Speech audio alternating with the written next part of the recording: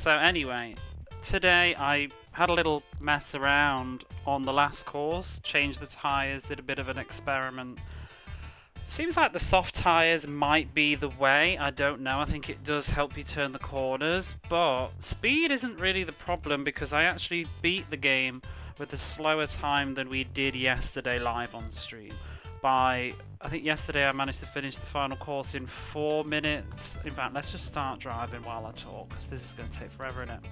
Let's go. So how we go through... No, not training, we've already done that. But yeah, the final course is 4 minutes 32 seconds. I did it last night. Had a dream last night that you beat the game. Thanks for dreaming about me, Frank. I hope those dreams come true. But yeah, the final course, 4 minutes 32 seconds. We did on stream yesterday and it didn't work. And I finished the game today off stream with 4 minutes 39 seconds, which is 7 seconds slower than I lost the game with yesterday. So it's just fucking RNG. So it's just gonna be whatever. We'll win when we win. I can't really say much else. I can only play so well, and you know, when I put it on today offline, it was like my third attempt. I think I titted about changing the tyres a bit. I put the soft tyres on and I think I did 2 runs, second run finished. But when I was on the 5th lap there were a few more cars than usual.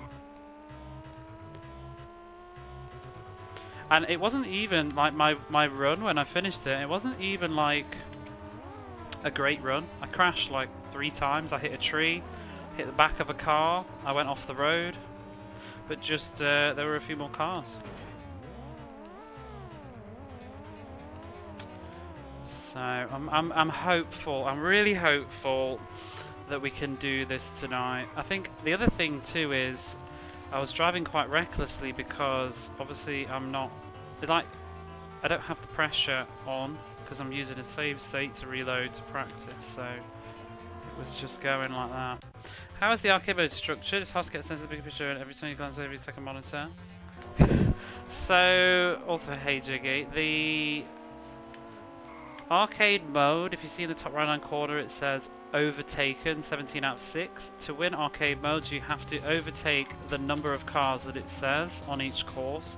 Each course increases by 2.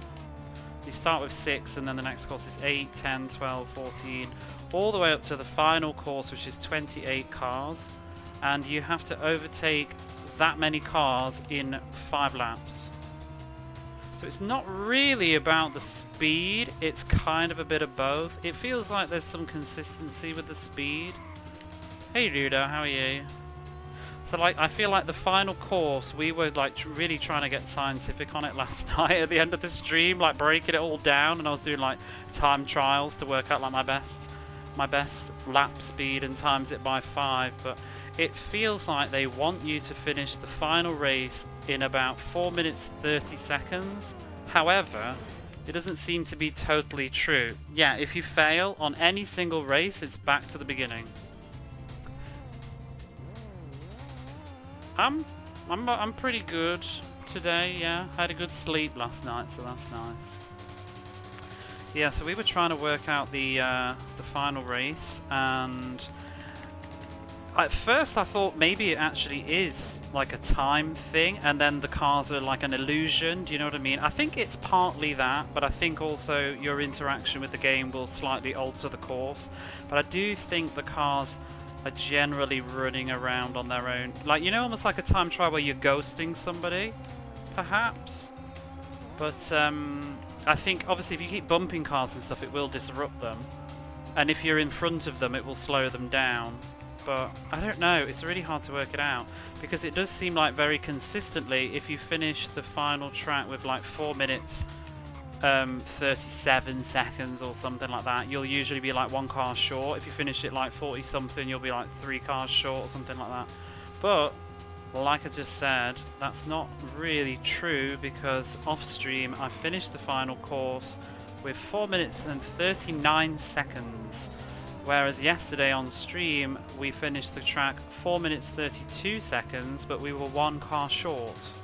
So that has just confirmed to me that it's not about making a time. It is literally just about being fast and getting lucky with cars being there to let you overtake them at the right spots.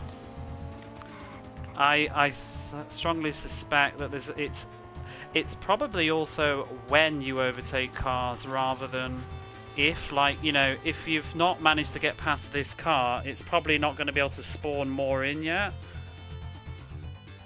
Yeah, that's what I'm wondering too. It's really hard to work out what's going on under the hood. Like, does that car cease to exist after a certain point? Probably.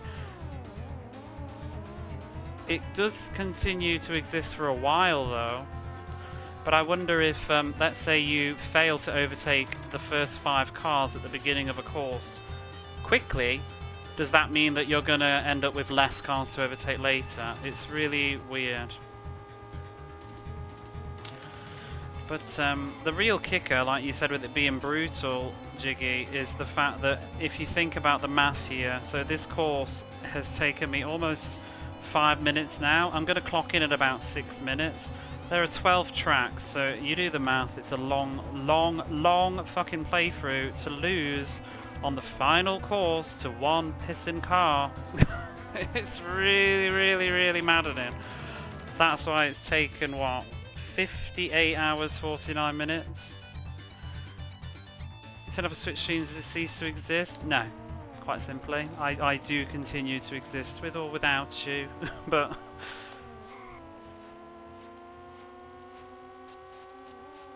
It's a roguelike, it could be. But we finished the championship mode, I don't know, 13 hours into the game? We finished the championship mode about 13 hours into the game, and the arcade mode has been the remainder of the time. It's a roguelike. But yeah, did you see my picture, Udo, on Bluesky? It's in the Discord too. But... I'm just so... That for me was just like, yeah, I'm over it. I'm over it. I'm overthinking about it now. I know that it can be done, and I know that it can be done even worse than I did it yesterday. So it is just going to be... It's just clocking the hours at this point. It's just going to be keep going until, woohoo, we win. You know, I'll just keep doing what I do, and hopefully the game will eventually just let me piss and win. I do think the soft tyres were having a big effect though, because I was taking the turns very sharply, and I think it was helping me to overtake things quicker, because it was a sloppy run that I finished it on. I crashed like 2 or 3 times and still beat it. But that's the other thing, if you've not really been watching much or following what's going on, that's also very strange about this game.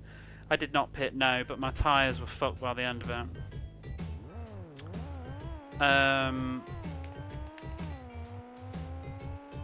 The thing that's strange about this game, though, is that all the tracks, except the final one, are very forgiving. They have a big leeway because you can overtake way more cars than the game requires, except the last track where it just seems to be really impossible to even just make the quota. Because, like, I can finish the 3rd to last track with about 12 cars more than it wants, I think. I managed to finish the 9th track with 43 cars, I think, overtaken. That's a very long... That's the other thing that's weird with the balancing, because not all circuits are the same length. The problem with the final track is it's very short. That's why it's an issue. It's one of the shortest tracks in the game and yet wants the most cars to be overtaken. So... It's very strange. Well, the championship mode is actually pretty good, and I think a lot more fun than this. I like the arcade mode though, in theory, to be honest. Don't get me wrong. I think it's just too much player expectation. Like, I've been talking about it a lot because I've been streaming this game a lot. I don't like the time investment to have to try and finish the game. It's too much for a single playthrough. I think for arcade mode they should have considered cutting the races down to like 3 laps each, which would, you know, just about halve the entire runtime to about 40 minutes, which would make for a much better experience. Or give you continues, or even let you use a battery backup save, because in the championship mode you can save your game in between every single race. You only do 12 races, but you can save in between them all. And it also has 6 different slots that you can save in, and yet for arcade mode, no saving allowed. No retries. I think they just... don't know. I mean, it's odd to even, like, this was not an arcade game as far as I'm aware, so why bother with that sort of arcade mentality? Intrigued by the game despite not being into racing. It is really fun. Like, it's really hard, like, if you've not seen me playing it much earlier on into the stream, like history, not the stream, not this stream, but like my playtime with it. I have really liked this game, and I'm still gonna give it 9 out of 10, but I think that the arcade mode has a big glaring flaw. If you're the kind of person that, you know, you're just gonna play this game and you're not gonna get too obsessed with trying to finish the arcade mode, then yeah, you're gonna have a good time. It's good fun. But I think there was no need for the arcade mode to be this bullshit. So, afternoon, how are you? Imagine a 1.5. Exactly. And you can't even put more quarters in to try again. It's just very strange. Pizza Monaco GP. It's too brutal. Honestly though, because you play loads of games, I'm sure you could get good at some of these games, Jiggy. I felt the same way before I did them, because it's not a genre that I really play, but they just... my experience of them is they just have like a sort of steep initial learning curve, and then it really flattens out quite quickly after a while. You just need to get used to the physics. Because when I first played this game, which was over like a year ago, because I put it on initially just to have a go at it, but then because it's got no music, I wanted to come back to it when I had a playlist. I could not drive for shit. I was like, every corner I was just flying off the road, and the whole time I was just thinking, how the fuck am I ever going to play this game? But you just get used to how it controls. So, and I wouldn't say it took too long either. I would say this one only took like, I don't know, 2 to 3 hours to get good enough to start winning races properly. Really, and some of it was also, it's not just the car physics, it's getting familiar with the tracks. Really, you just start to like this corner. I hate this corner that's coming up at the end of this downward hill. But you eventually just learn how to do it, like when you see the sign, let go of the accelerator a bit and just slow down. Well, obviously, a lot of the time I'm not really paying attention because I'm bored of playing the game at this point. But you just figure stuff like that out. I felt the same way with Outrun, to be honest. The first time I tried to play Outrun, I felt like I couldn't handle it at all, and then it just, I think people that maybe don't play racing games like me as well, I think you don't realise that, like with games like Outrun, you can slow down, like it's okay to slow down, it really isn't a big deal, and it's actually far more damaging to risk crashing than to just slow down and take the corner sensibly. Outrun gives you far more time than you think you have.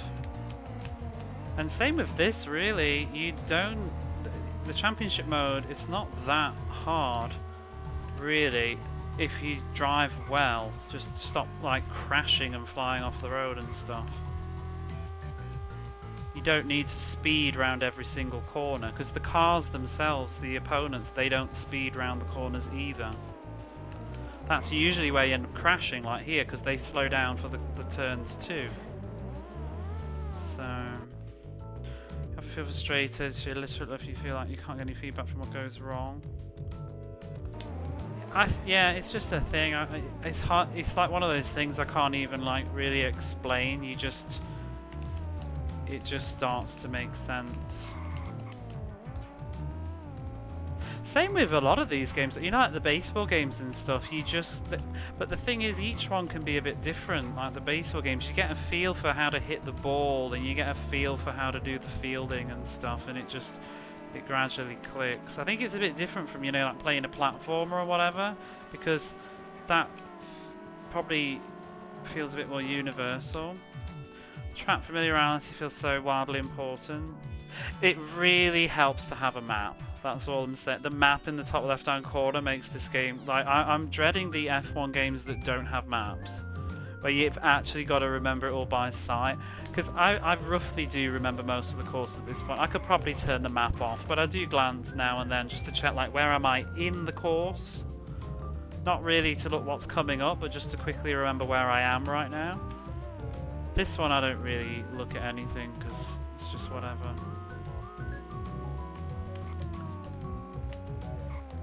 But like this course has taken, this is a long course, this has taken me like 7.5 minutes. It's not the best playtime, but you see I've done 23 cars out of 8. To have maps now, you need maps, you really do. But not all of them have them.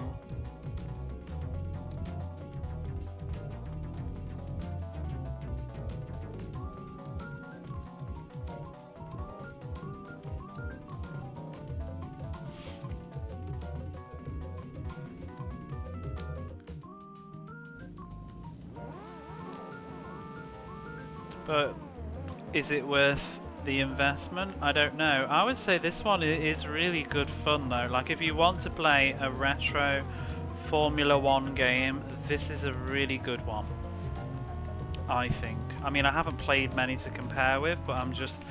You know when you can just tell something's good even without playing other ones, like in the same era and genre? I can feel this is a good game. It controls, like, what else do you need from this? It controls really well, it's technologically impressive, it runs really, really fast and smooth. You just get a feel. Kawasaki Superbike. It's the same developers, it's the next game. That's why I'm playing this. I have played Kawasaki Superbike, but I played it like 4 years ago when I wasn't playing the sports games very seriously, and I think I was like a little bit drunk, and it was like 7 in the morning, and I was just hitting about on it, and I was just, you know, like we were just describing, just flying off the road and crashing all the time, and then I was like, well, that was lovely anyway, next game. But it's the basic, I mean, it's probably safe to say it's the same engine and everything, but I don't know whether it would... I wonder if it controls the same, because obviously this is a car and that's a bike, but it wouldn't surprise me if it's very similar. There's also a third one. There's F1 like World Championship, which is the sequel to this. However, it's actually not the same developer, I've discovered, and I've heard from some people that know it. It's not that good. So I think it's still Domark, because this actually isn't made by Domark, it's made by a French company, and I can't remember their name right now, but you can Google it. But Domark published, I don't know if they published the last one or not, but the developer's definitely different, and I think it runs differently.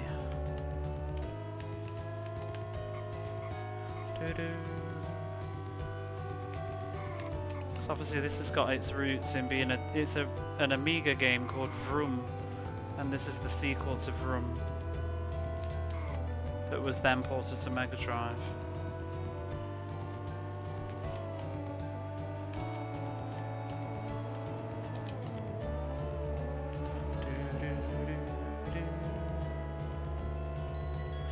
And I was thinking, oh, Domark, this is a British game then, but I mean, well, I mean it is and it isn't.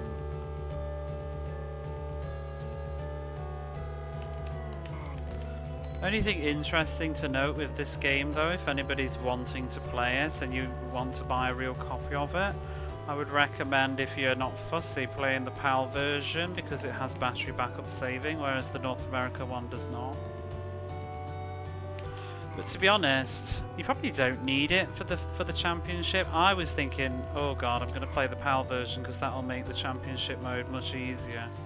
But now that I've smashed my head into arcade mode this long, I'm pretty sure I could do championship mode without saving.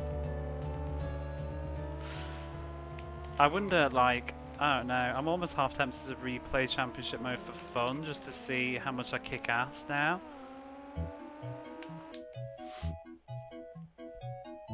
6 different microcomputer versions.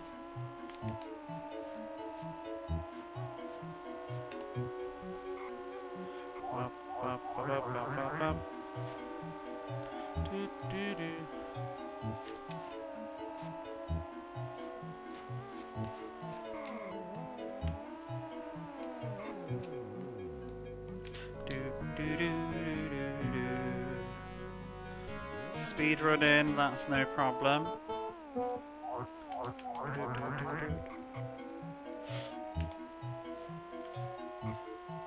This is James Pond music. And I keep meaning to add this as a sound thing, but I forget. When I clocked my, what, 30 hours of James Pond, this song certainly did get to you.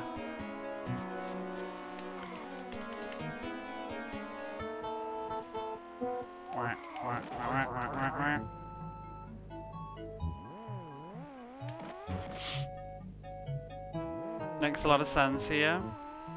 James Pond 1 is not great. It's got problems. I kind of like this song though. It's just, I don't know, in context of playing the game, it can get like, because this is the first few levels, and it's usually like when you've just lost and you're just like, oh. Actually, I think it's used later as well. I can't remember. The game does, like, people always say, oh, James Bond's only got one piece of music and James Bond 2's only got one piece of music. It's not true, but it does use this one more than once.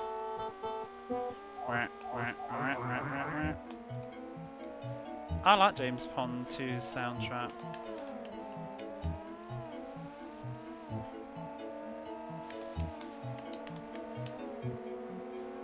See, you know, for me, like when you talk about like iconic Mega Drive games, for me, just because of my childhood, James Pond is iconic to me for the Mega Drive. That I always think of James Pond on the Mega Drive, same as like Road Rash and Earthworm Jim and whatever.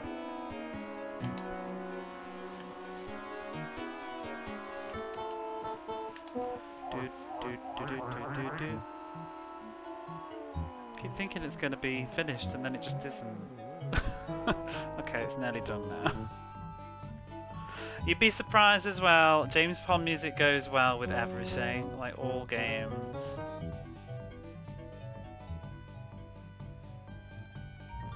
Let's have some more.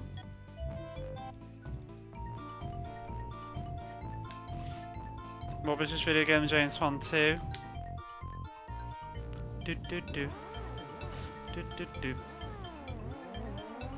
This is James Pond 2 though. Much better game. I think James Pond 2 is probably the greatest sequel of all time because the first game was garbage.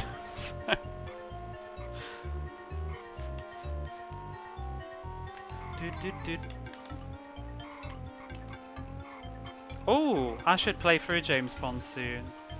Maybe I'll do it on my marathon because I like to play James Pond at Christmas. Had it as a kid. I love it. I love it. I will never shut up about James Pond 2.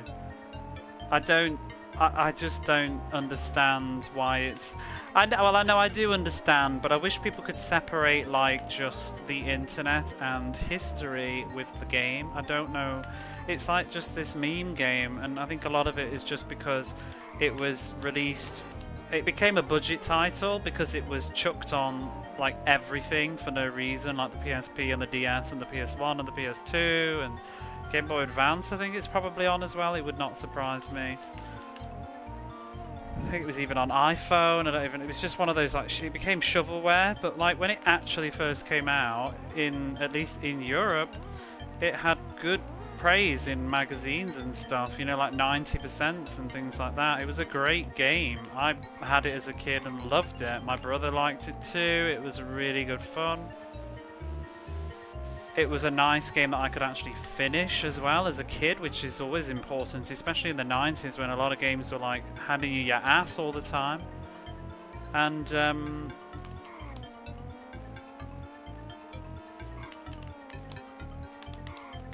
it also came out like in 1991 in like the summer or whatever, and I think everybody thinks it came out like after things like Rocket Knight Adventures or whatever, but it did not. It came out way before Sonic 2. It came out the same time as Sonic 1, so it was a good platformer at that time.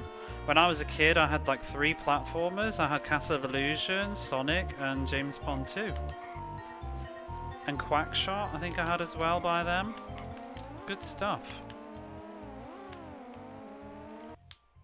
Some of the later versions, because they're all different. So I remember I tried, did I say hey Jason? Just hey Jason, just in case I didn't, but how are you?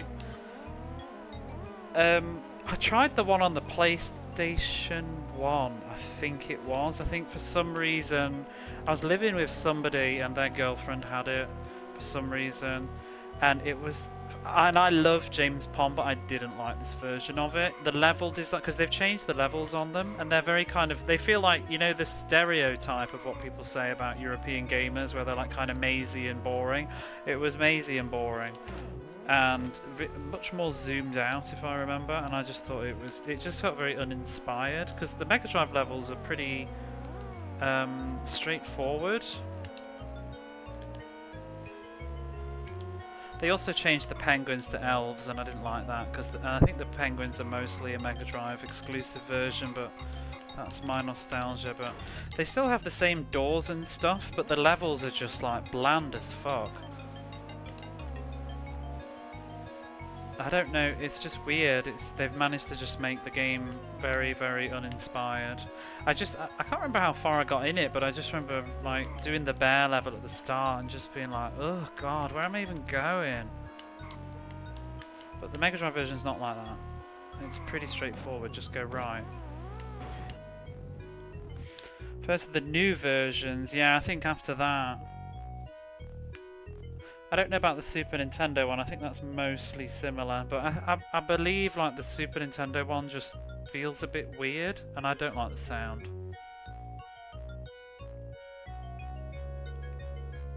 I really don't like the music and sounds on the Mega Drive, the Super Nintendo one versus the Mega Drive.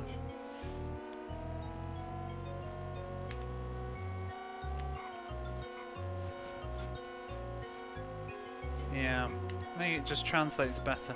I mean, I haven't played the Amiga version, but what I've seen of footage of it, I kind of think the Mega Drive version looks the best, really. It has nicer backgrounds, scrolling and whatnot. The Amiga one's kind of psychedelic-y in the background, I think, whereas the Mega Drive one tends to have like a themed background related to the level. And I think the music sounds better. But some of that comes down to taste. I think a few of the levels are a little bit different on Amiga too, though. I'm not really sure, but not a lot of it. There might be a couple of differences here and there. Yeah, the Mega Drive feels like a sort of updated version of it.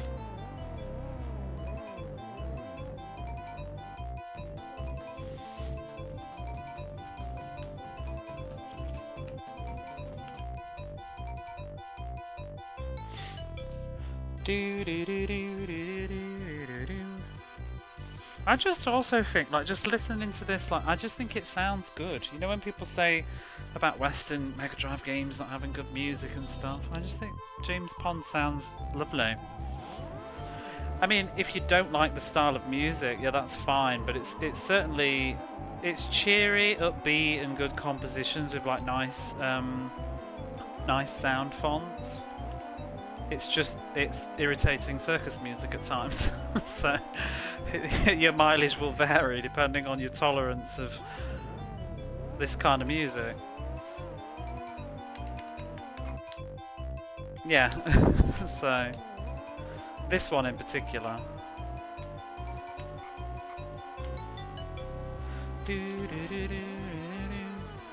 But I just think it uses the sounds well.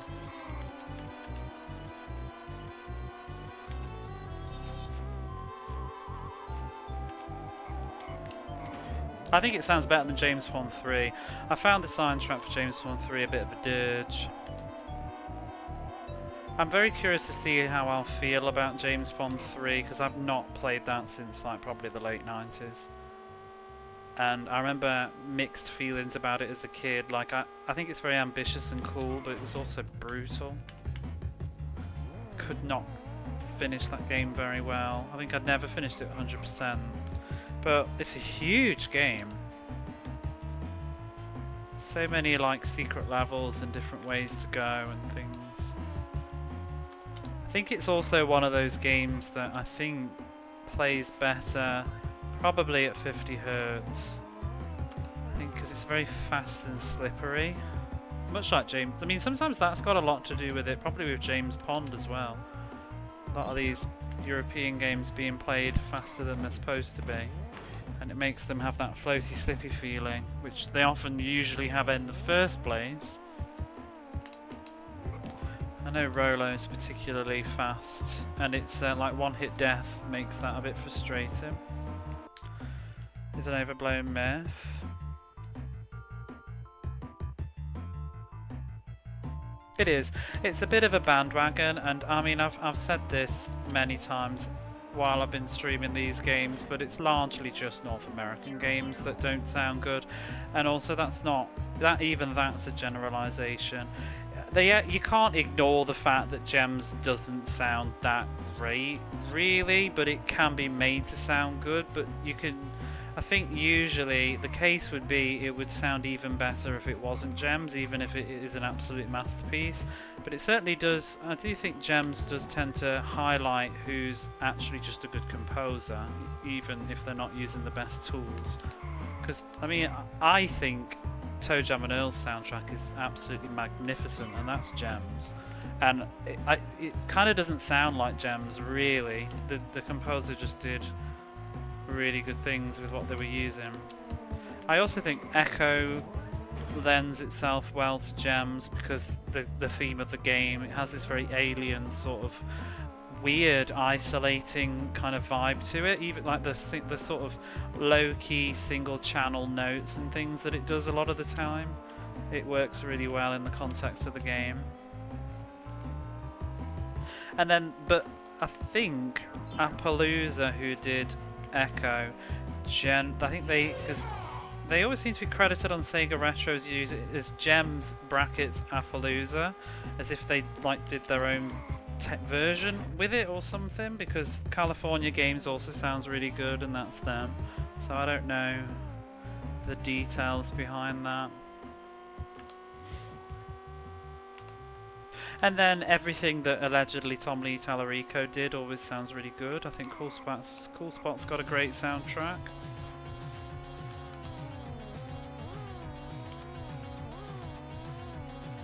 I like the Batman Returns soundtrack, which we were literally, in fact, like we were literally just listening to it. I think this is a good track. That's why it's in my playlist. This is Gems. The only problem with the Batman Returns soundtrack, and I also like which one? I like this one. Well, that's not the one I thought it was, but never mind.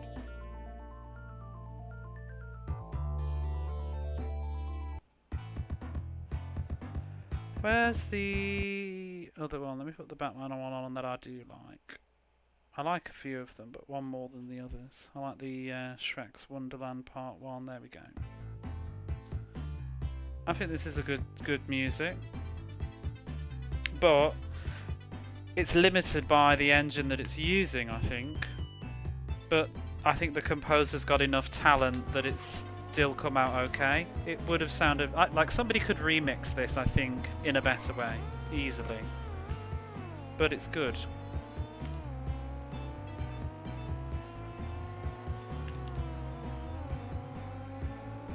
I don't like Batman Returns the game much, but I do like the soundtrack.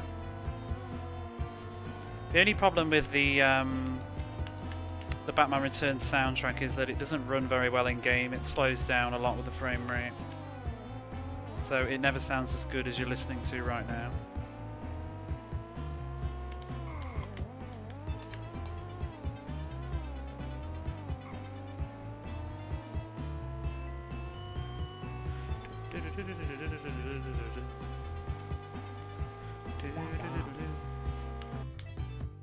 Fuck all to do with the music, yeah.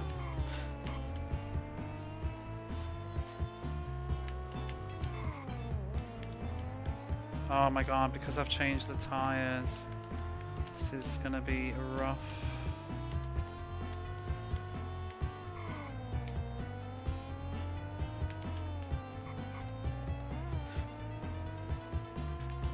But generally, I think it's a myth. I hate that rhetoric. Genesis sounds like farts. Like, oh, just play some more games, please. It really, really bores me.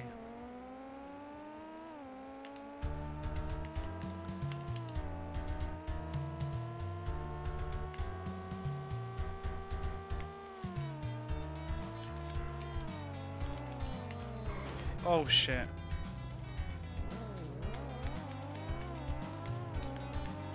There are some absolutely ghastly soundtracks on the Mega Drive, but also there's going to be ghastly soundtracks on the Super Nintendo. Anyone outside of Tim Follin who wrote in that style?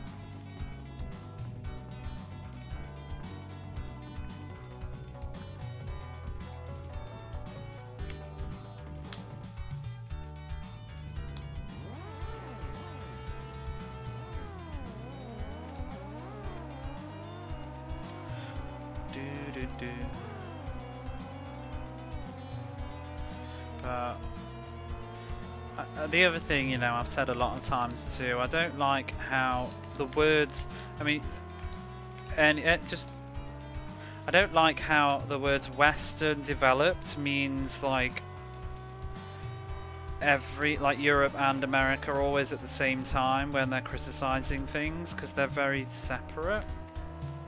You know, they'll say Western developed games on the Mega Drive don't sound very good, like only the Japanese composers knew what they were doing, but I just think, well, that's not true at all. There were so many European composers that made fantastic music on the Mega Drive and didn't use gems.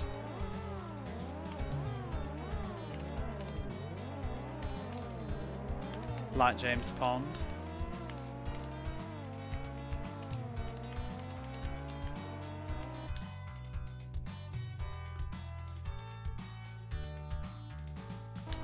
I like both. I'm very much just the kind of, you know, it's different moods, different tastes, different vibes. I think it's very hard to argue one is better than the other, because there's some good stuff on one and good stuff on the other, and there's pros and cons. Like certain styles tend to sound better on one than the other, maybe.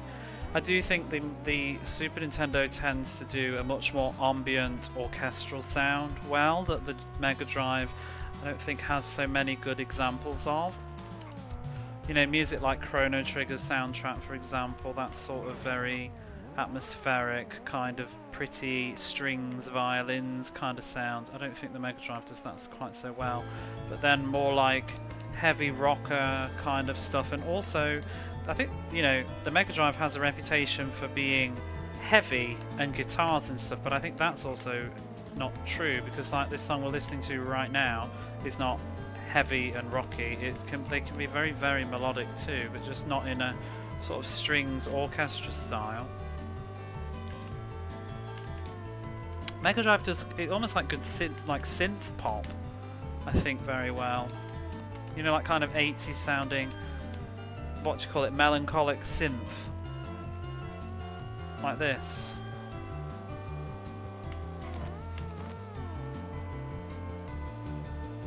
It's like keyboard music.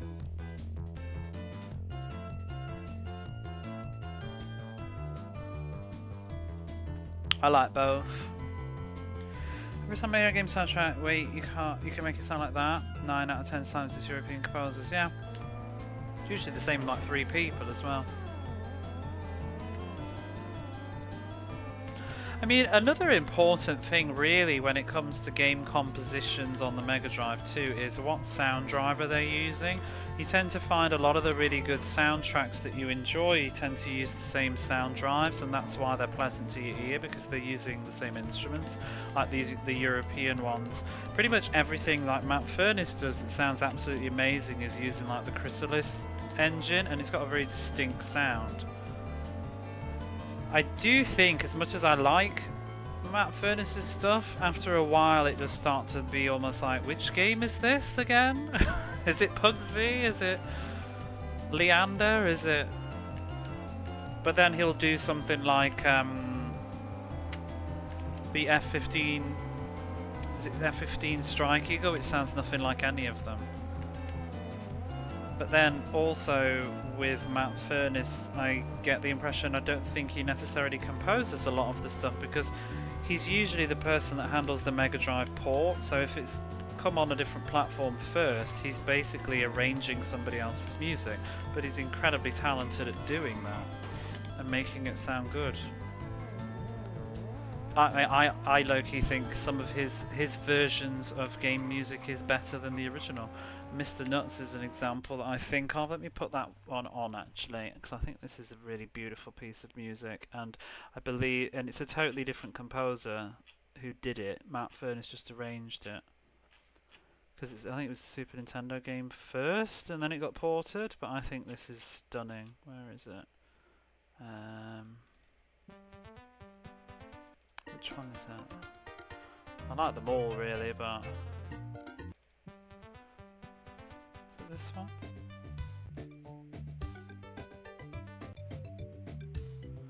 Can't remember which one it is now, but we'll just listen to both of them. What's that one? But yeah, Raphael Guesquer is actually credited, and then Matt Furniss as well. Presumably he did the arrangement. Furniss is a genius.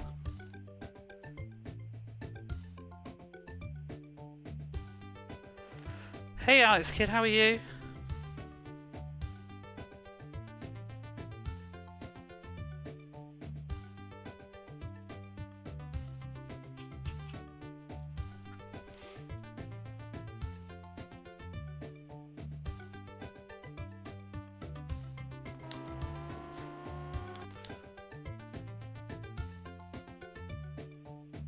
Whoa, that's a giant Lost Vikings emote right there. Thank you very much, Ian. How are you? We've got to play that sometime. I don't think this is not the track that I was thinking of. Which one is it?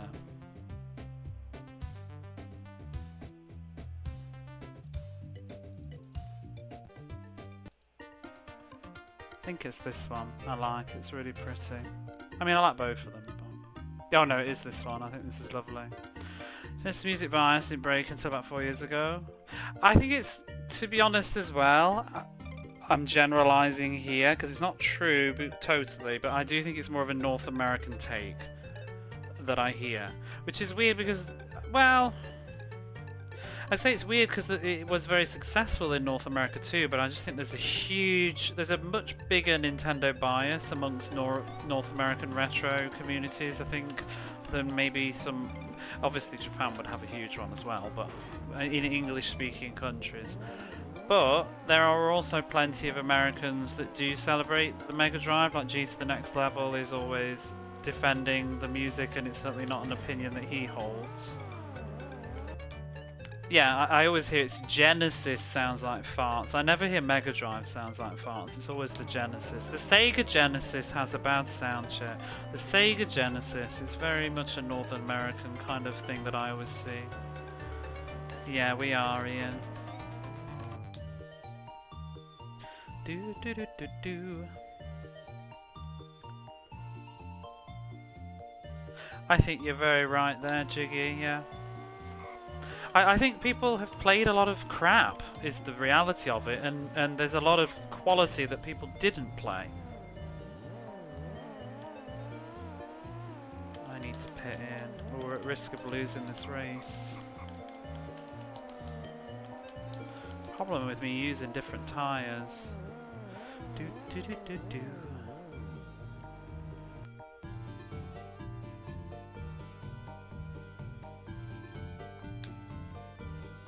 Sonic has absolutely incredible music. Absolutely incredible. But I think it's just so well known now that people don't think, because it's like even with Mario and stuff, people don't really talk about how good the soundtracks to Mario games are. Whether you think they're good or bad, is not what I'm discussing right now. But just because it's so you've heard it so much, you don't even think about it. But when you sit down and really listen to a Sonic track, they are absolute bangers.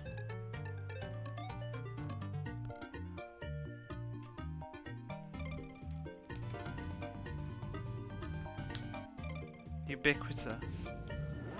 The only thing that popped into my head then is Mega Man doesn't follow the same rule really, because I feel like Mega Man's very known for its music. But I don't know. I feel like people don't really sit down and think about just how good Green Hill Zone is as a piece of music now. Wily Wars, I think it's track to track. Some of it I think sounds quite good, but it's too strong. I don't know what it is. There's just something weird about it. It comes off as too loud and too strong. I think it lacks some of the subtlety. Because if it used more sounds like this right now, I think it would work well. Because there's a beautiful remix that somebody did on YouTube of Freeze Man's stage from Mega Man 7 on the Super Nintendo. They did a Mega Drive mix of it, and I think it sounds so lovely.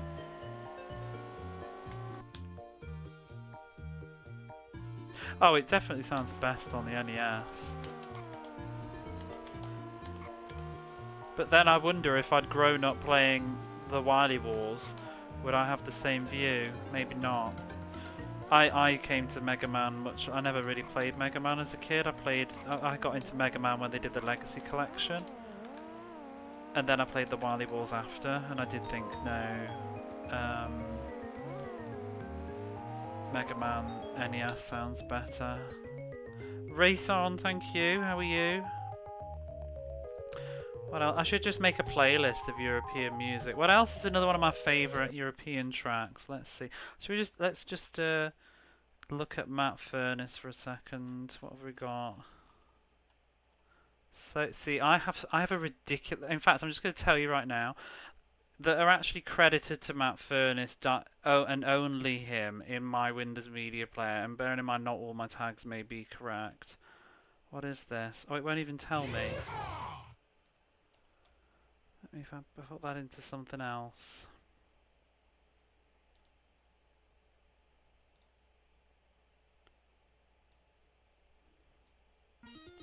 I have 52 songs by Matt Furnace in my 5-star Mega Drive playlist right now. Because they're all good. But let me play another one that I really like. I think this is beautiful. This is Pugsy.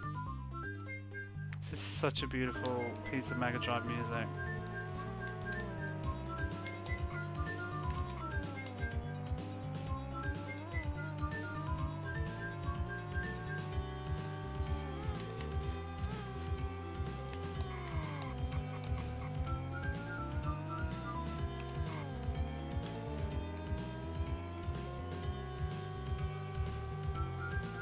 G-Lock is good. I've not got to that one yet.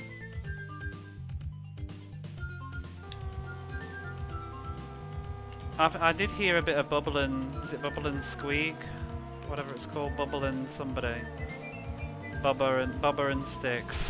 Not Bubblin' Squeak. Wily Wars is pretty darn cool. Yeah, I don't think it's too bad. It's definitely inferior, but it's fun. Like, it's just, you know, another way to play Mega Man. I don't even mind the frame rate in it too much. I went through it like a couple of years ago for funsies and I had an okay time. It doesn't replace the originals at all. I like that they added in the new levels as well. Bubble and Squeak mixes up with well, I'm British, so I know why I do.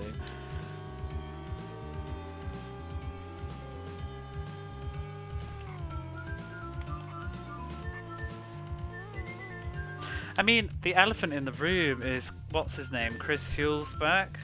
But I can't play his music because I'll get muted. But, you know, Turrican.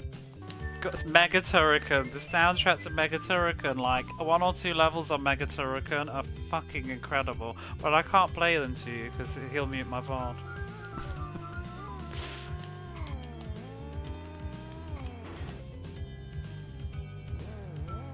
But I think Mega Turrican Stage 1-3, if you YouTube it, it is just incredible. I'll do that on the next turn. Fire and Ice. Doodle-doo-doo-doo.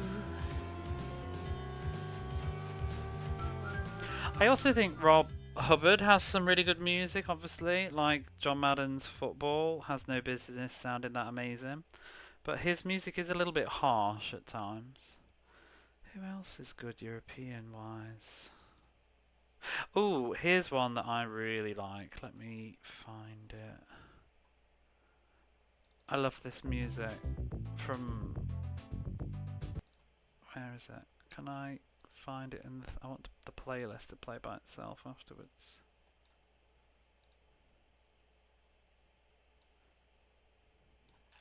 I like the music from Snake, Rattle and Roll, and Battletoads is also pretty good on the Mega Drive too. Although, now that I think about it, I'm not sure who did the port of Snake, Rattle and Roll. Maybe it's actually Japanese and I didn't notice, because Battletoads I think is arranged by a Japanese composer, but I'm not sure. So this is David Wise, who, you know, from Rare. Actually, I'm not 100% sure if he did the arrangement on the Mega Drive. I don't think it's Japanese though, because I don't think Snake, Rattle and Roll had a Japanese release. Because I made that mistake with Lemmings. Obviously Lemmings is a European game, but the Mega Drive port, which sounds absolutely amazing, is done by Sunsoft, so actually it's Japanese arranged. So that's kind of cheating when you're trying to defend European composers.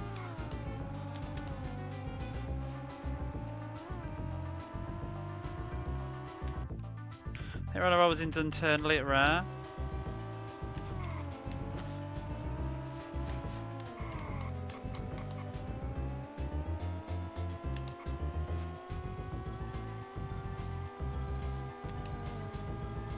Sonic 3D has a great soundtrack too. Actually, that's not European though. The composer anyway.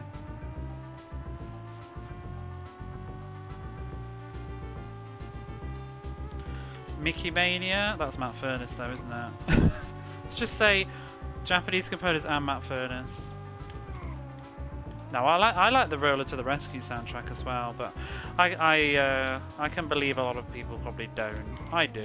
It's a bit shrill in places, but I just think it sounds very childlike and nice.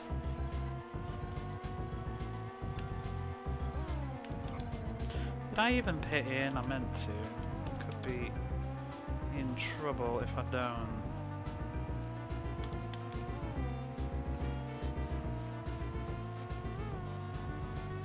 But then, Super Nintendo wise, I do love Super Nintendo. I think people mistake and think I'm exclusively like a Sega fanboy or something, which is not true. I grew up with a Super Nintendo as well. I loved Secret of Mana and Illusion of Time is one of my favourite games ever. Love the music in that as well.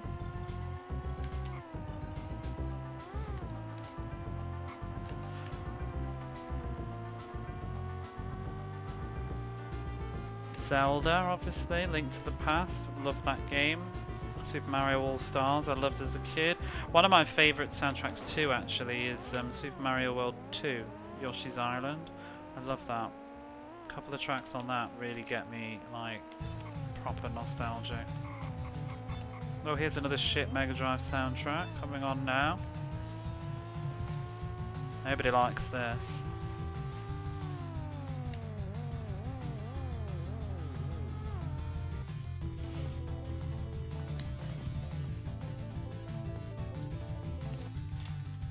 Oh, I changed the tyres. Hollywood favourite. Some of it might just come down to also taste in music, really. Because I think, like, for me personally, putting on like the ice area and Secret of Mana's music, and I'm just like, oh, melting. It's so beautiful.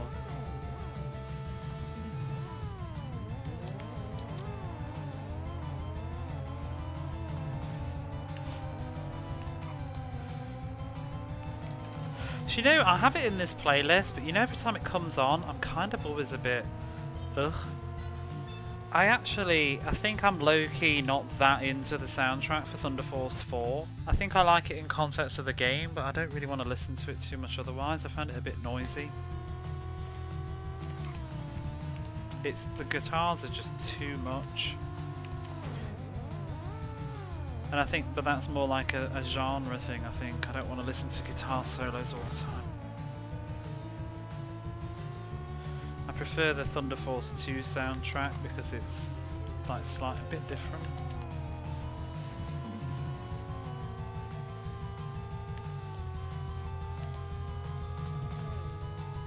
I like Elemental Master's soundtrack as well.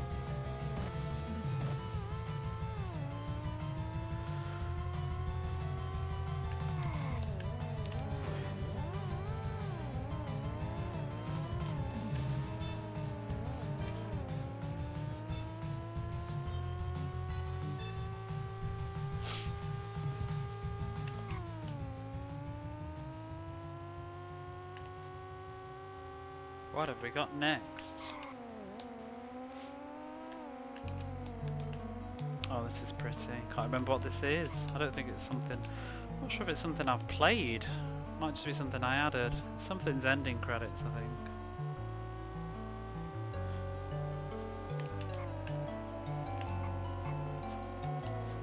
Is this even Japanese?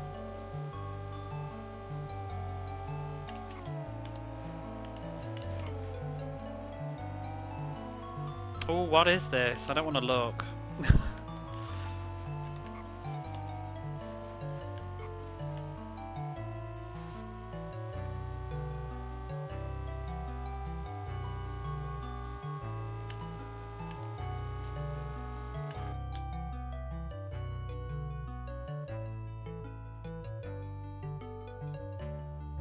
Yeah, I find Thunder Force 4 a bit grating in places. I think I like the first track. You know, the level with the scrolling clouds. I like that music probably the most. That doo doo doo doo. Not the doo doo doo doo doo doo. That's the one that everybody always goes on about, isn't it? That's a terrible impression. What is the song? It's pissing me off. Oh, well, humble pie time. Who did this? This is Echo Jr. Who composed this though? Is it Gems and is it Appaloosa again?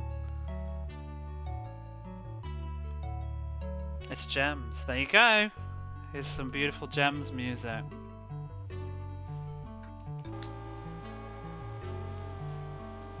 Echo Jr. has lovely music. What's the I love the password music on this one. I think this one, it's so pretty. But yeah, this is very Gemsy though, because it's just... I think the thing with me, like with beautiful Gems music, it lacks like depth. There's like it feels like there's always a missing layer. Like there's a few instruments not there. They have very nice melody lines, but they don't have enough beneath it.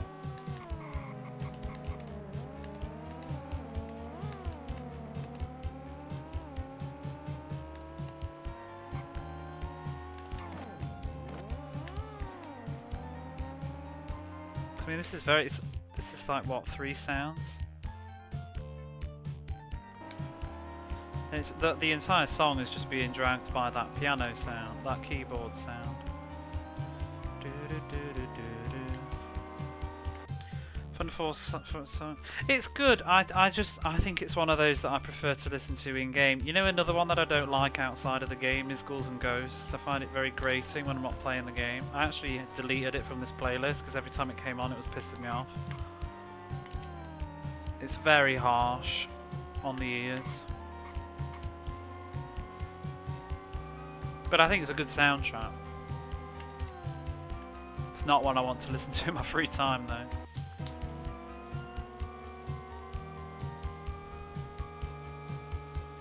Maybe depends on which level, but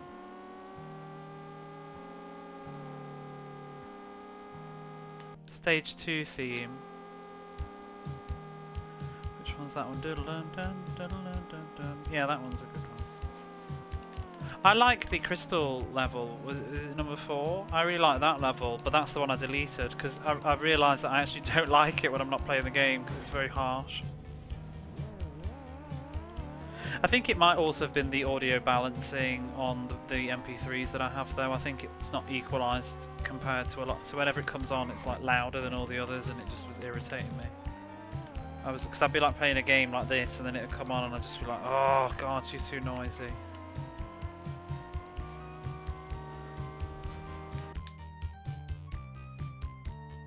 Cross-country skiing. Hang on, which one is it again?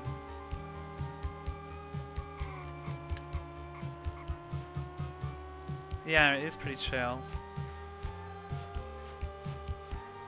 I would have thought the 4th level sounded more wintry with the crystals. Strangely, that level's all about fire.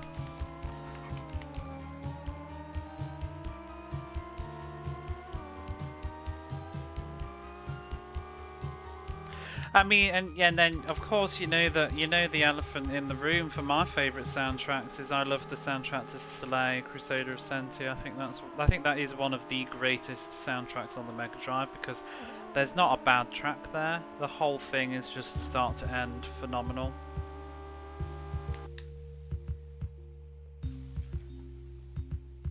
I mean, I guess you could argue the heaven music's crap, but it serves its purpose. It sounds like heaven, so it's not what I want to listen to too often, though. But outside of the context of the game, where did I put it all?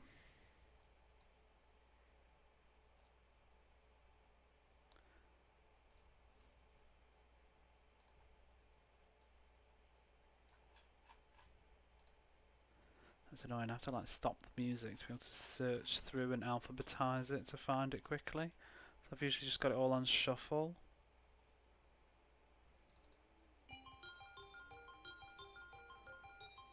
Oh, this is so good. I'm just going to leave this soundtrack on now while I do these final races.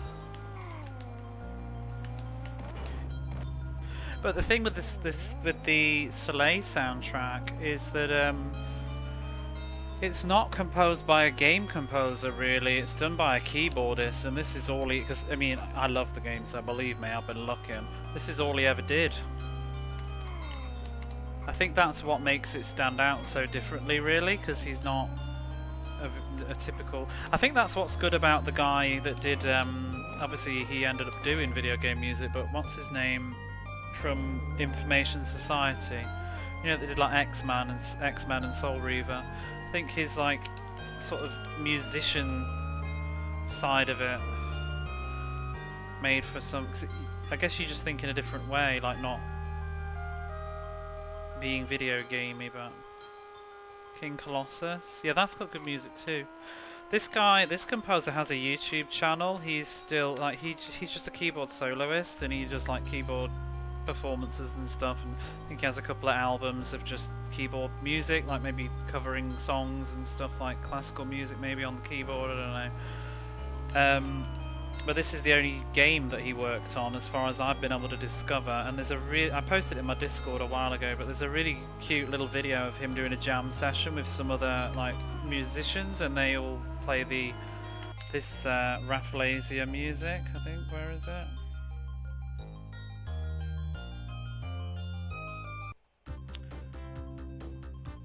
Playing this song on his keyboard, which is really cute.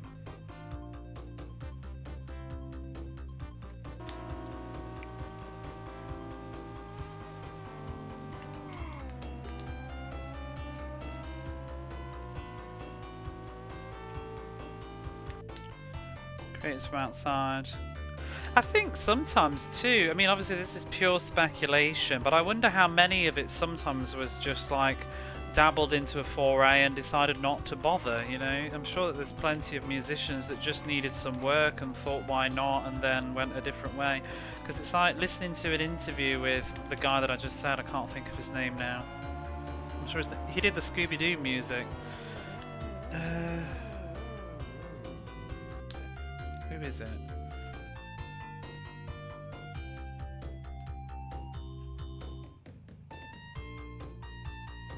Kurt Harland. So Kurt Harland did an interview that I listened to on YouTube, and he said that he basically got into game music because his band wasn't working out, and he saw a I think that's right. His band wasn't quite working out, and he saw an ad, and he just decided to give it a go. And he was kind of learning on the because he's not a game composer, but I think he used gems, and he was just learning while he was on the go. And then he kind of got into it. But I wonder how many people just didn't, you know, and then just carried on pursuing whatever they wanted to. And I think also video games.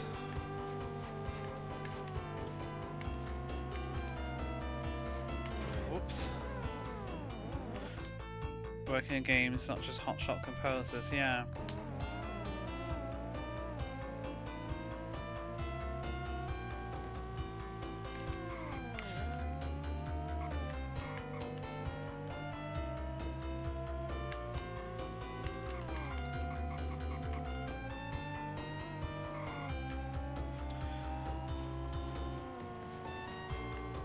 Because the other one that kills me is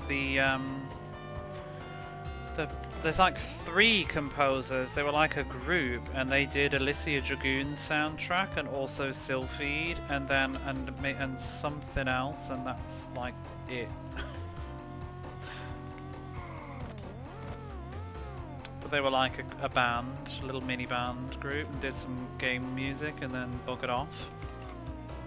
I don't know what else they did in life, but I mean, there's also overlap with doing soundtracks for media, because what's his name, Kohei Tanaka, who does like Sakura Wars and Alundra and Paladin's Quest, etc., has done loads of soundtracks for animated movies. So he's not just exclusively a games composer.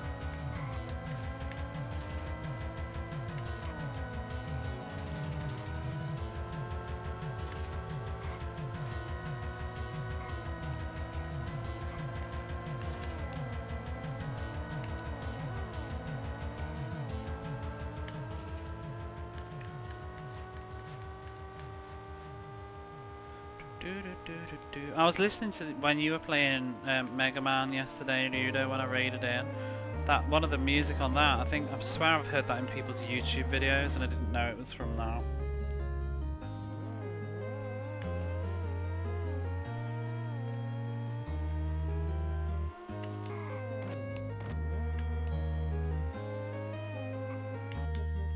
Might have been. I feel like I've seen somebody use it on a sort of comedy moment, like a technical difficulty screen or something.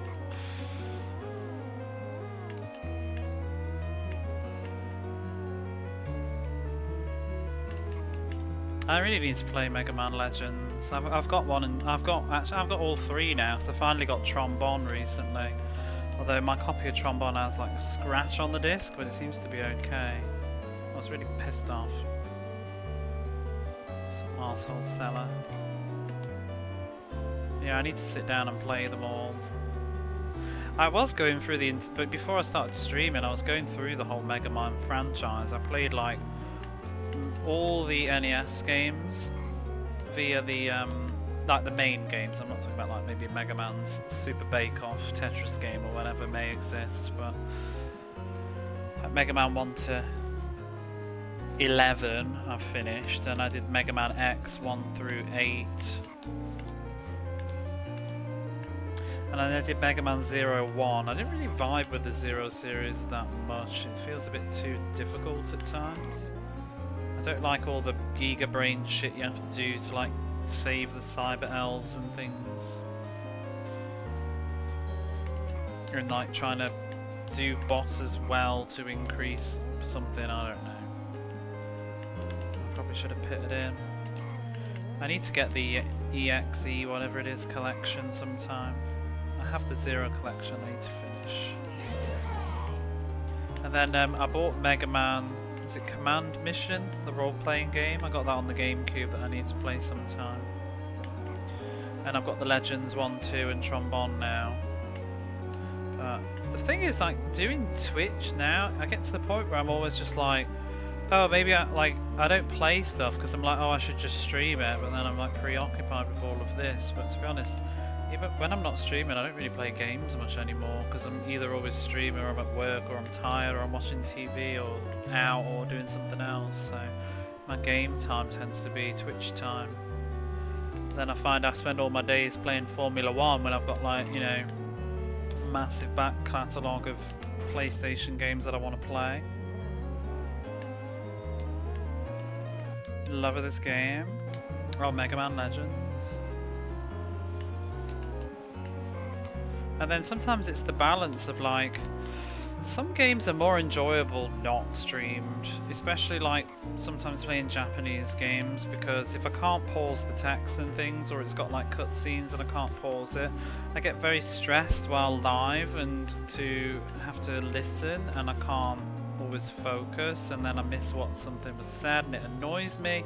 Whereas if I was like offline, I would just open a playthrough on YouTube and sit there, and if I didn't quite catch something, I would go back and watch the video on YouTube at my own leisure.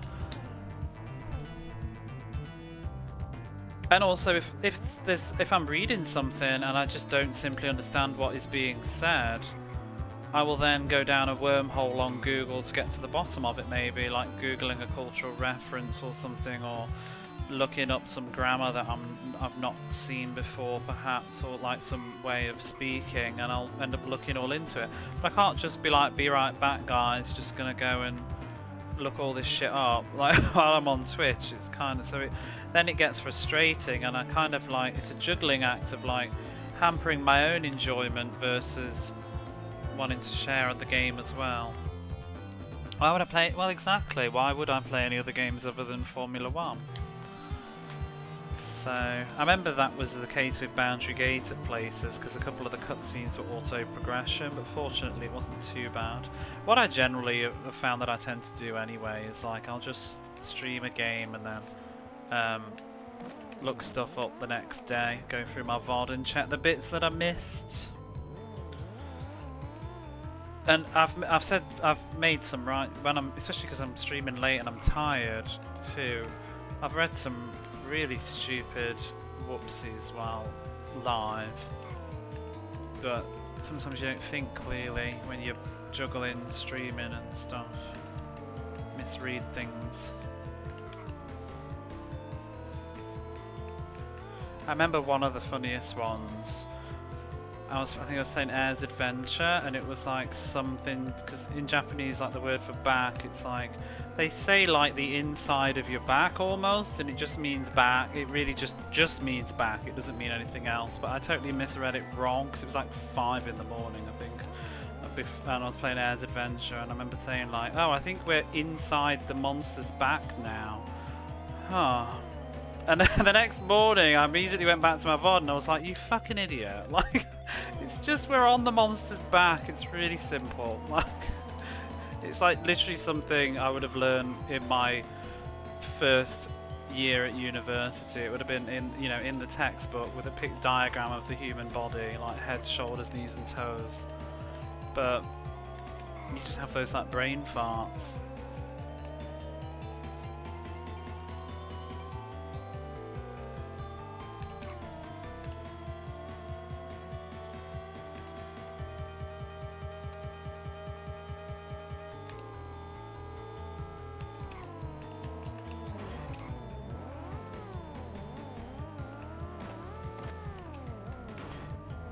Don't do this to me, Spa. Phew.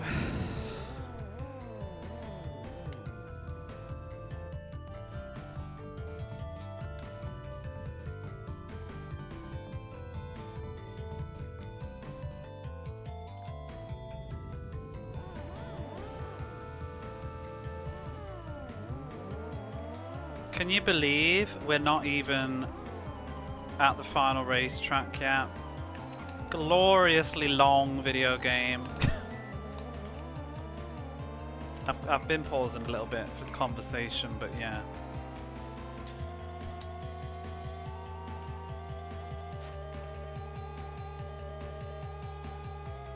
What's this music? This is annoying me right now. This is Dragon's Eye Shanghai. Not anymore.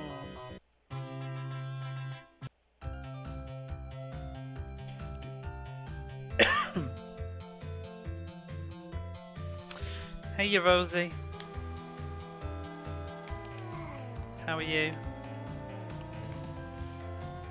Bum bum bum.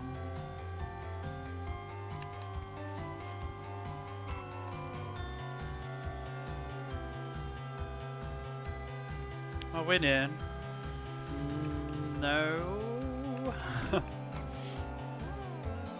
I'm winning the races I'm doing.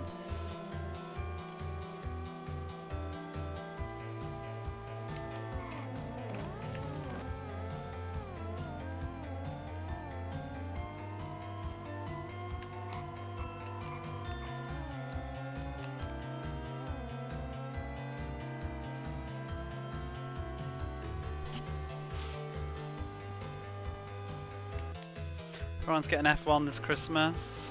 Well, you'll be playing it until the new year and beyond.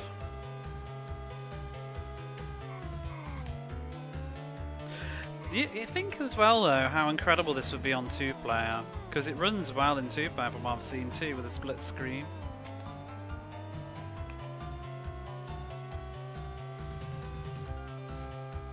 I bet this was loads of fun with your friends.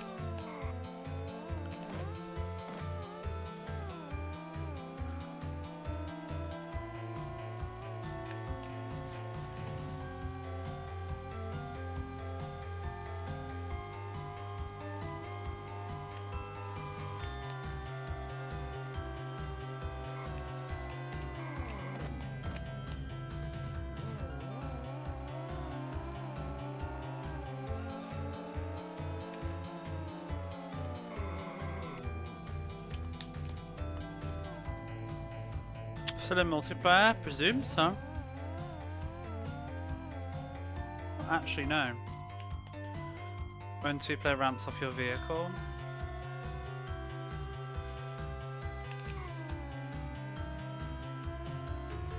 No, maybe some friendships were ended.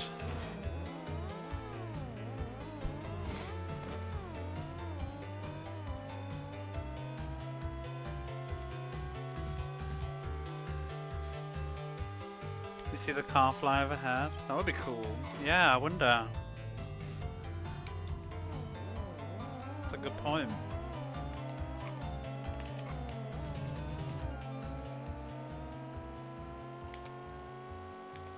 I'm curious actually about that.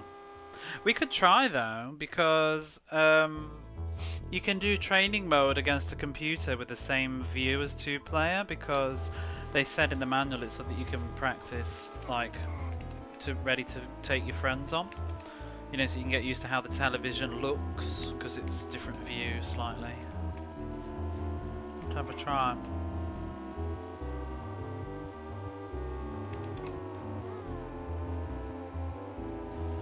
You see this car flying through the air.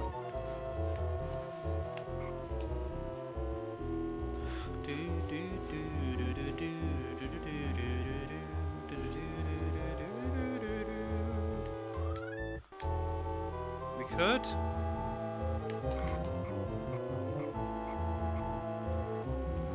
Bugger. Do they even have wheels that move? I don't know if their wheels they move, or it's just a static thing moving.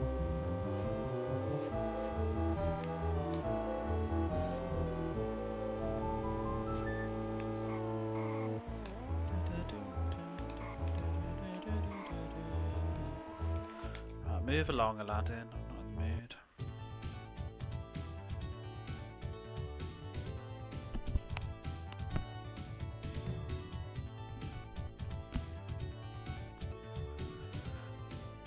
Anyone else remembers that film? I can't say I got the reference.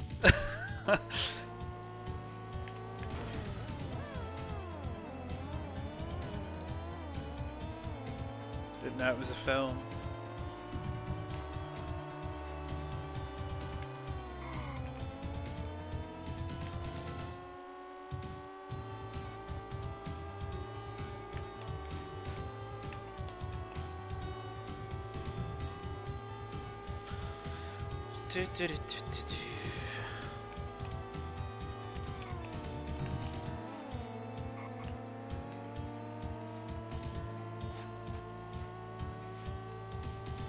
Time Travel Kid now.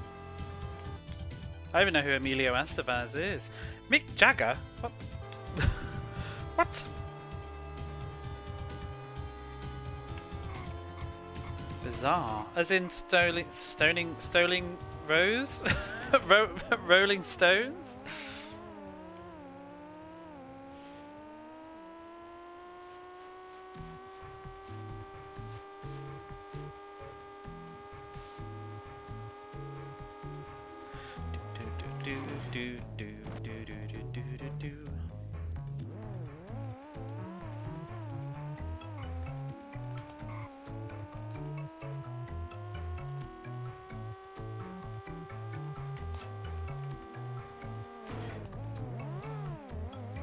The Stolen Rose, I'm Jake Maga. It's got a great F1 wreck as part of the plot.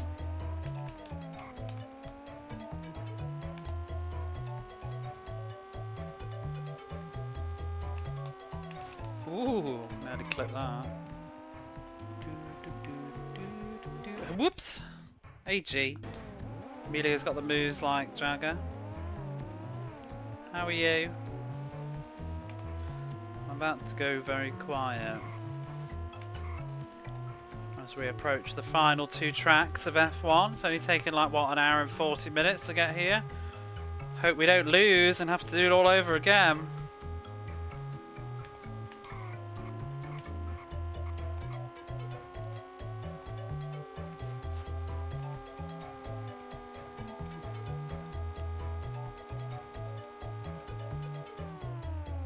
Yep, now lurking.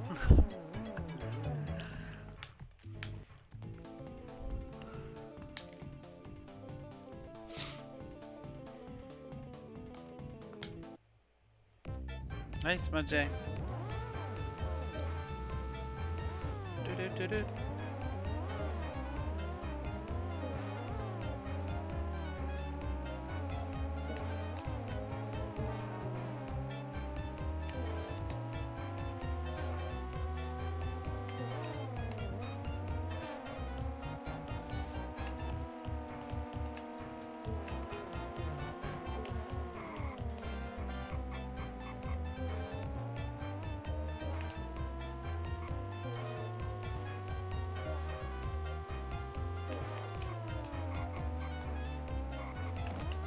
Fucking what?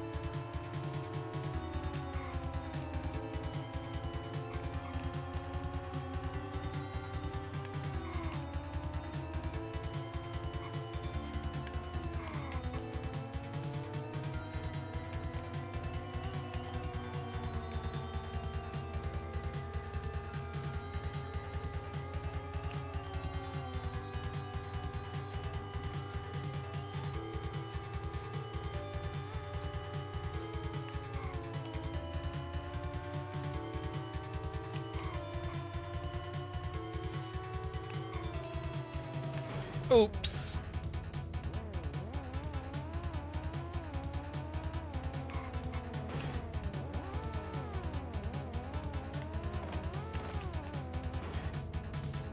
Are you real?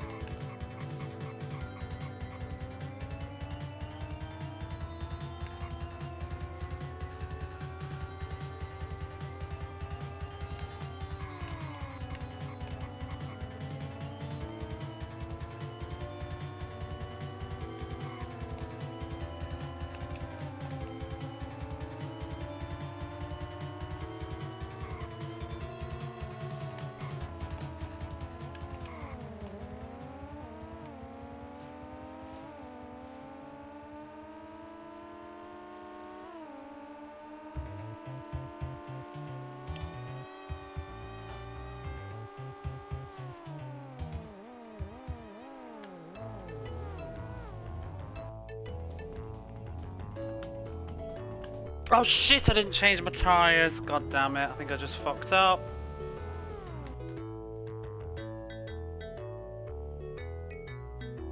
I'm going back, I don't care. What will be, but I'm changing my tyres. Changing my tyres. It's fine, I don't care.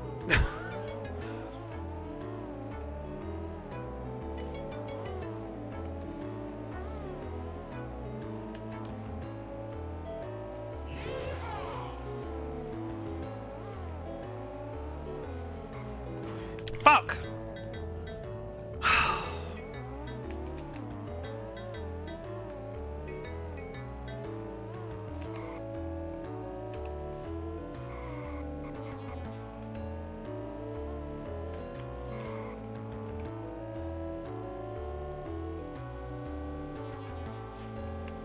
Why'd you have to be in the middle of the fucking road?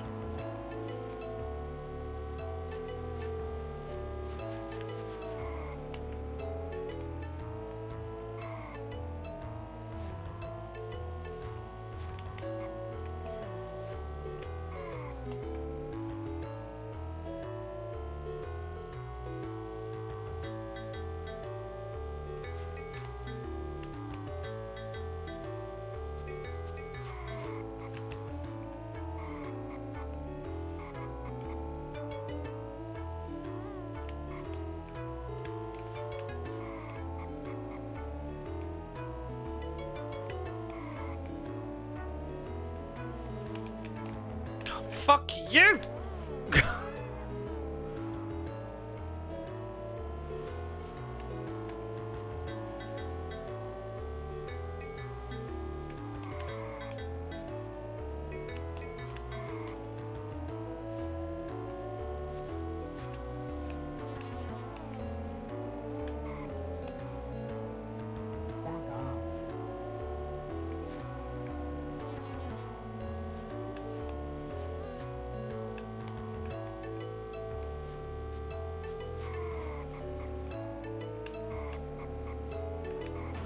Fuck off.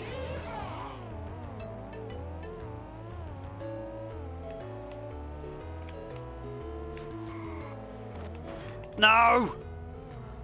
What happened to that grip?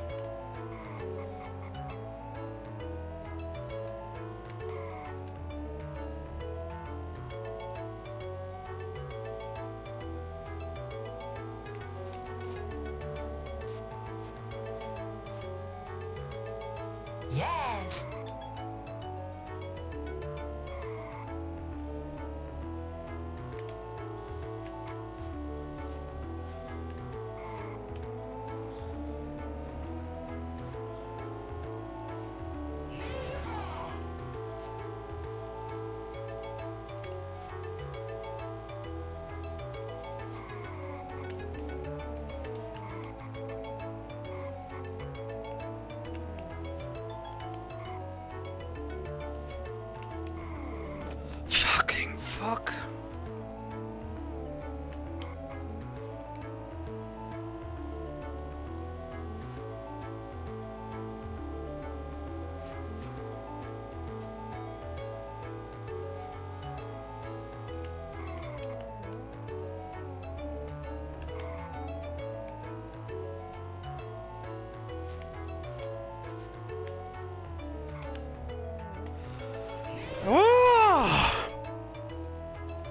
Bye-bye! 4 minutes 26 seconds. That is a record. It's dumb.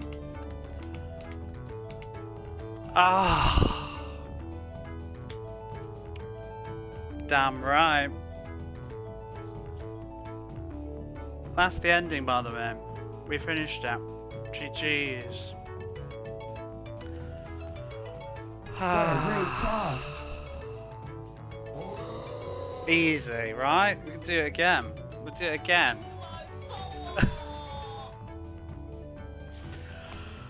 I'm shaken. That was so ridiculous. Thank you for the celebration on screen. Oh! You've got a secret bonus point. Stop! Gentle! Woohoo!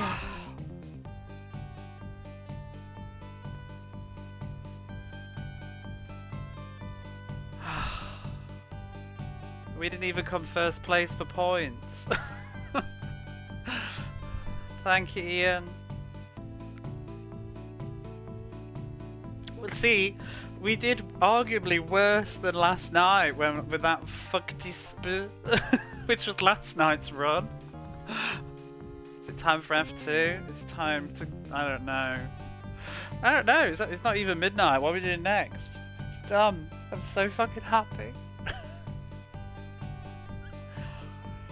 I was literally... There was one of those cars. I think I paused the game for a second. I was literally screaming for that car to stop existing.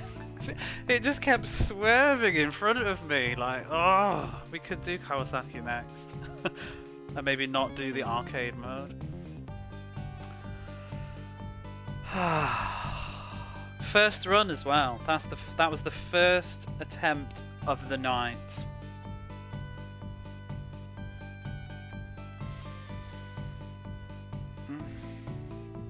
I can't believe it.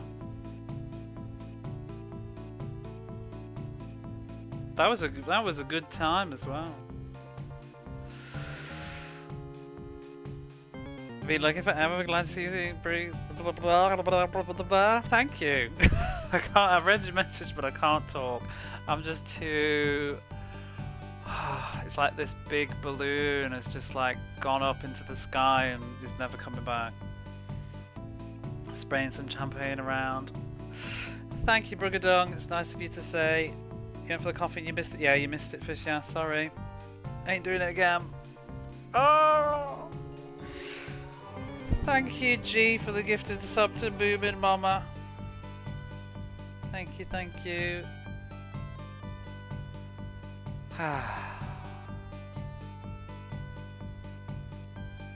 But yeah, I beat that off stream with 4 minutes 39 seconds, and I just beat that like what, 4 minutes 24, 25, 60 hours. What an ordeal it sure was. Should we have a look at that 2-player mode for a second, see how it looks?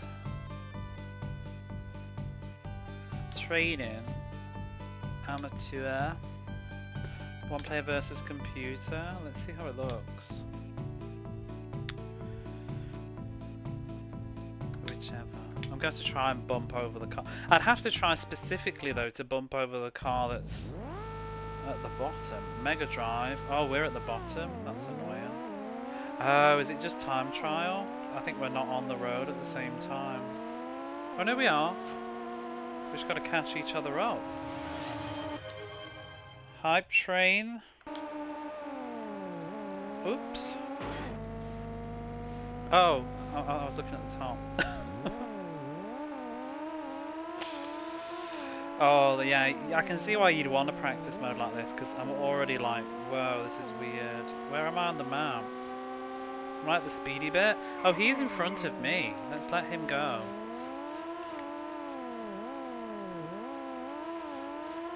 Wait, where is he? No. He's not? I'm confused. Where am I? Oh, he's behind me? Oh, he's there. Wait, no. Huh? Where is he? He's ahead of me.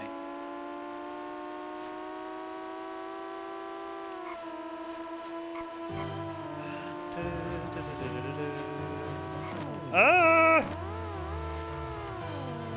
I think I just saw my pixel fly through.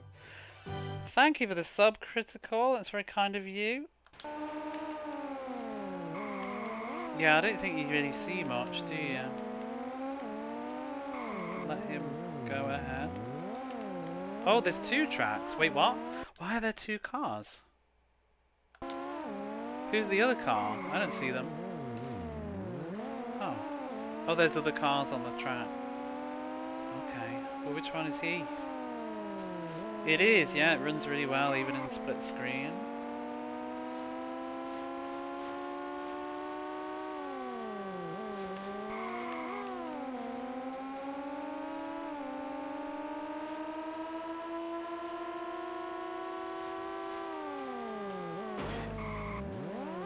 Round up his arse.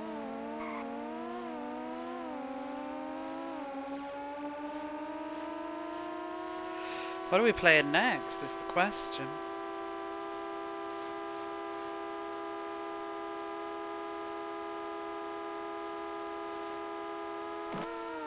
It's not the right car.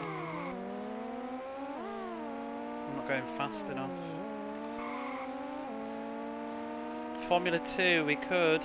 Xenon 2, no. Right, we're done with this though. We're done here. Let's go back this one up.